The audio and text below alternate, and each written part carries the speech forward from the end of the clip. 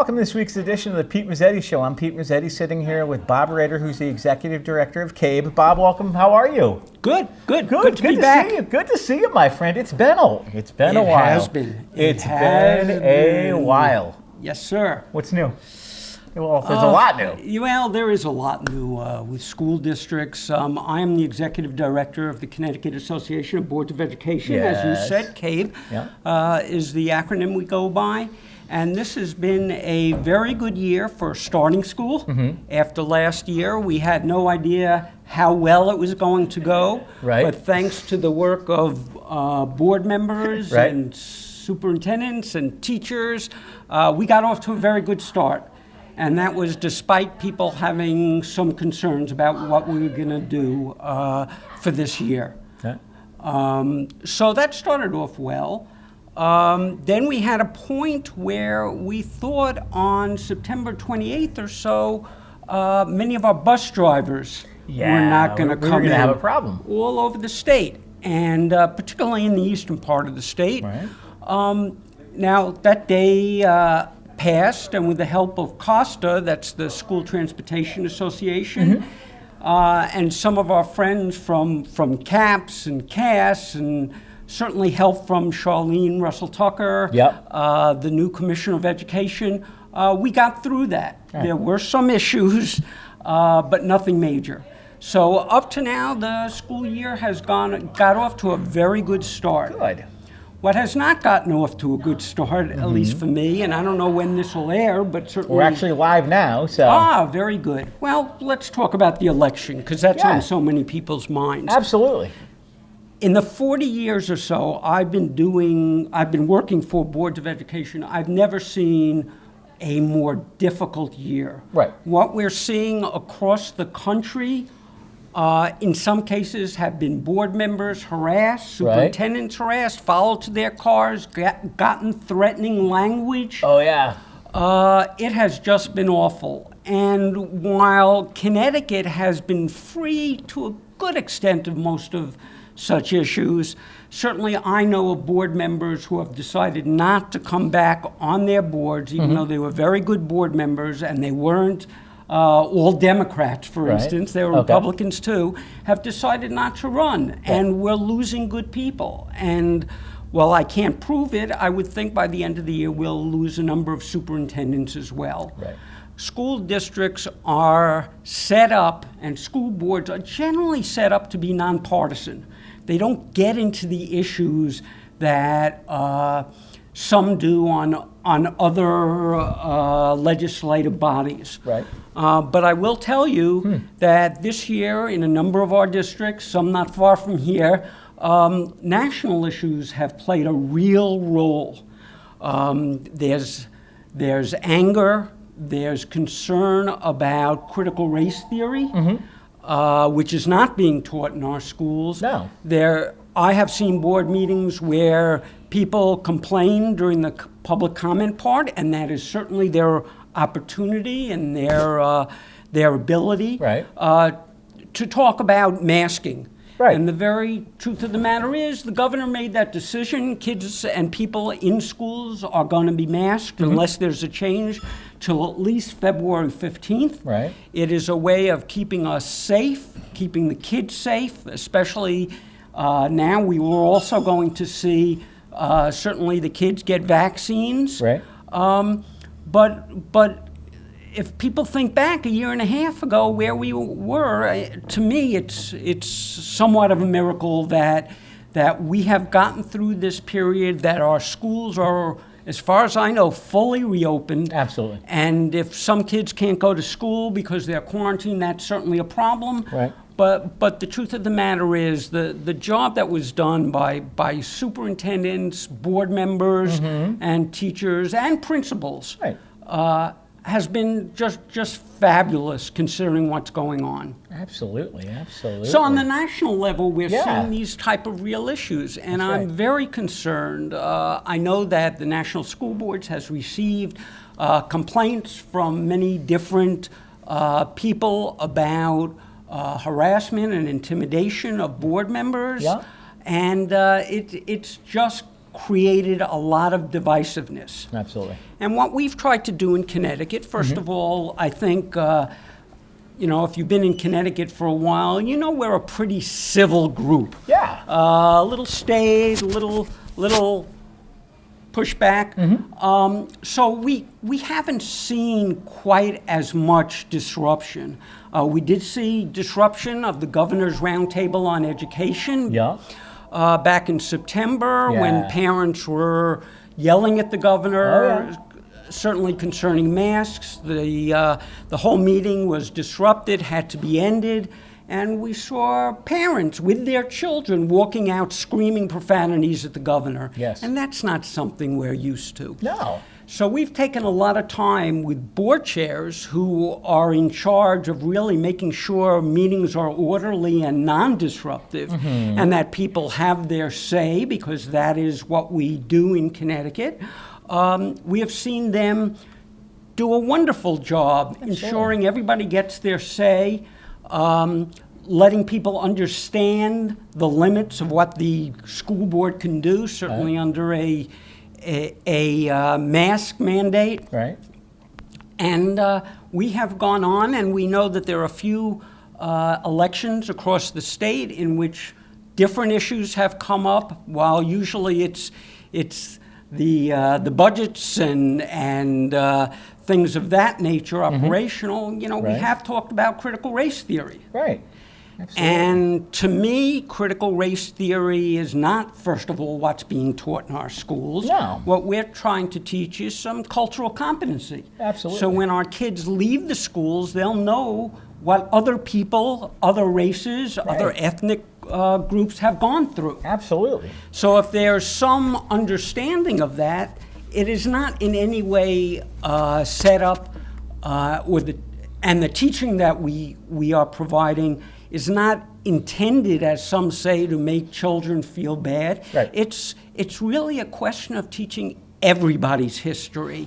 And when we talk about teaching American history, we want all groups that are part of America to be mentioned and to be discussed and explain what they've gone through. I was sitting at my gym this morning. Actually, I was running. He was running too. And he said, well, what about the Irish? And I said, absolutely. We do have to teach about the Irish potato famine. Right. We should talk about all groups. So this malarkey as far as critical race theory and that we're teaching something that our kids can't handle, I totally disagree with and feel we have to do more on diversity, equity, and inclusion. Absolutely, absolutely. And I'm sure, especially now, during this time, that the school year, now where it is now, looks a lot different than where it was last year as far as remote learning, because now most of the schools are back in session. As far as I know, every district is back. Whether every school every day is back, that's a different question. Right. But for the most part, they're all back. The kids seem to have no problems with masks, Good. no matter what their parents might say. Right. We haven't Right. seen a huge uprising of kids. And, No. and by the way, when I talk about the parents, I certainly understand that, school boards, teachers, principals, superintendents want to know what parents are thinking, how they can work better, how they can engage with them. So it's not a question of us not listening to teachers, not listening to parents in some of these cases. Right. It's just either the board's hands are tied or the parents don't take no for an answer in some cases. Now, how many with your organization, how many school systems do you guys represent? We represent about 155 of the 166. Okay. Wow. And that means you work closely with my friend. Which one? From the CIAC. Oh, Glenn Lungarini. From my very friend Glenn. good friend, very good guy. Absolutely. And I know he's been dealing with as CAS, CIAC Executive Director, Right. certainly the CIAC part, the Oh, sports yeah. part. Oh, yeah. Whether they wear masks or don't wear masks has certainly been something that he's been very involved with. And I think using his wisdom and knowledge as a former principal to make sure kids are kept safe and healthy. Absolutely, absolutely. So the school system the school year's looking well so far this year? I think it is. Did we learn something from the COVID time? Certainly. Yeah. And we've discussed it. And next year, the State Department of Education will come out with information on how best to use remote learning, right, when to use it, and so on. There's a committee looking at that right now. And like I said, by next year, we'll know more.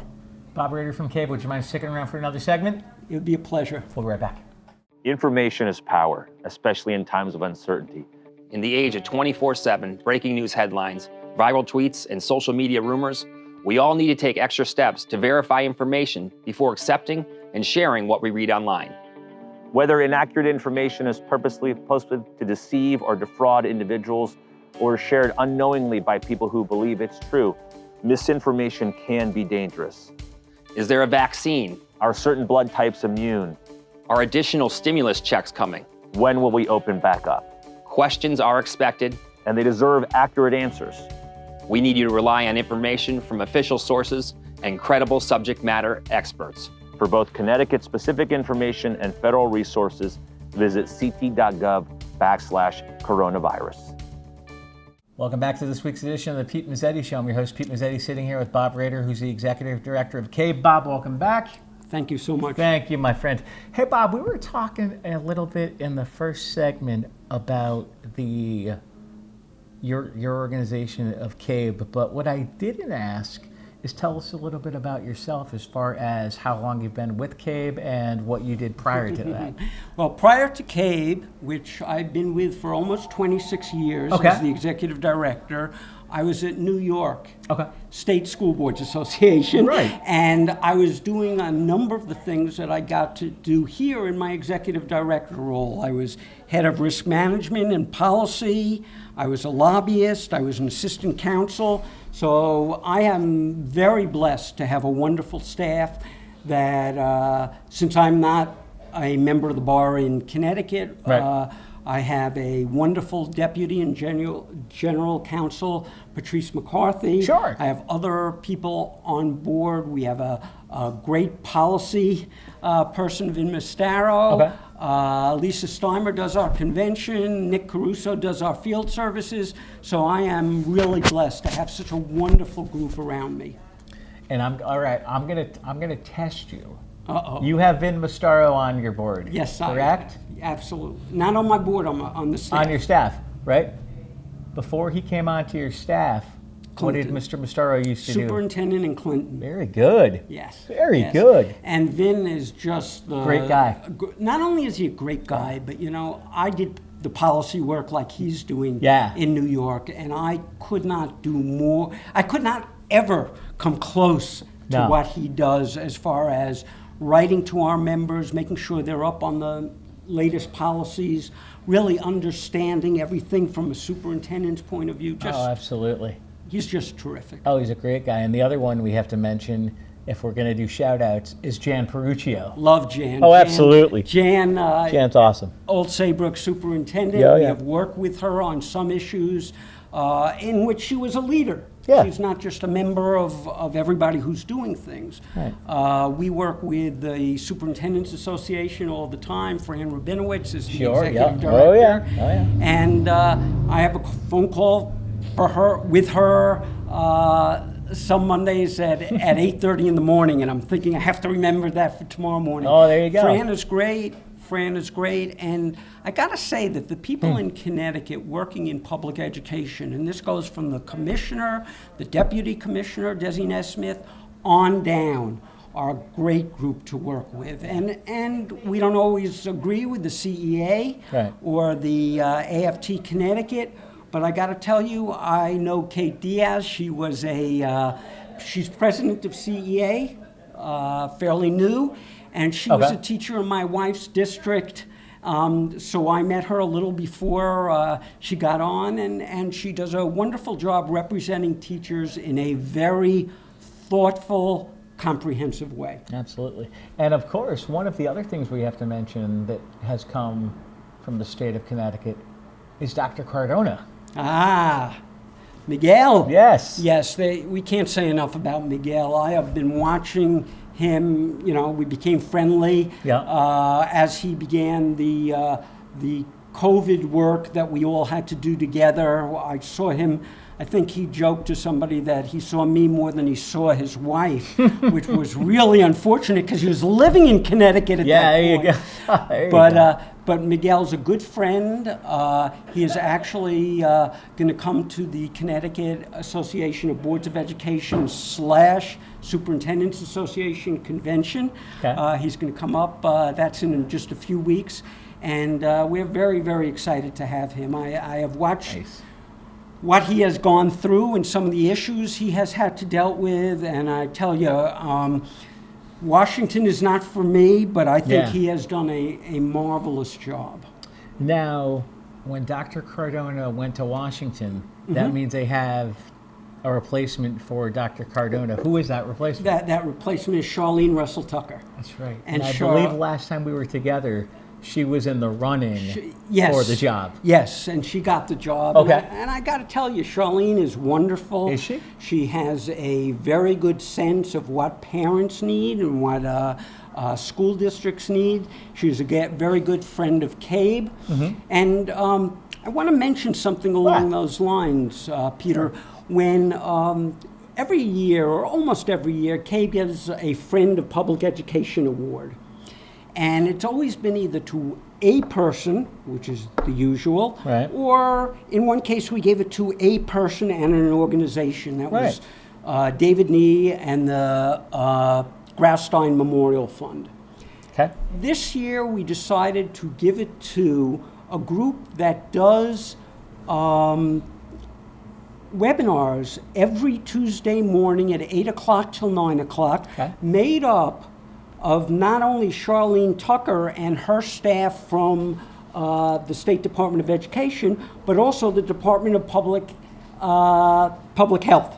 Really? Yes. Excellent. And we know Charlene is going to accept it on the part of the SDE. Yeah. And we're going to have the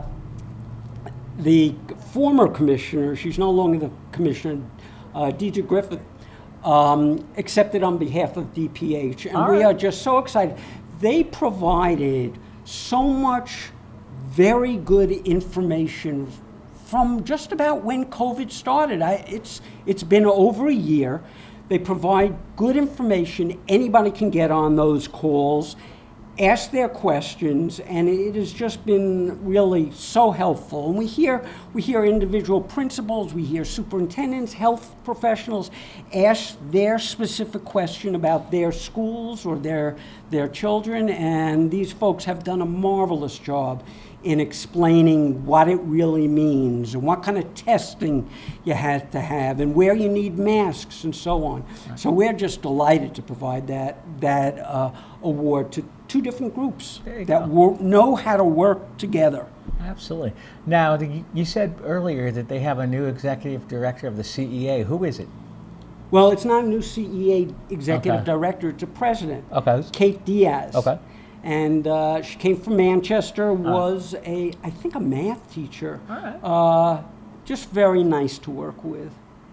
Very good. Who's the executive director of CEA? Don Williams, okay. who's been there for a while. Okay. Don's good to work with, too. He used to be a senator? He was president of the Senate. All right, I'm now dating myself. I'm now dating myself, Bob. Thanks. No, it wasn't that long ago. Peter. No, it wasn't. You don't have to worry. Yeah, no, he seems like a nice guy.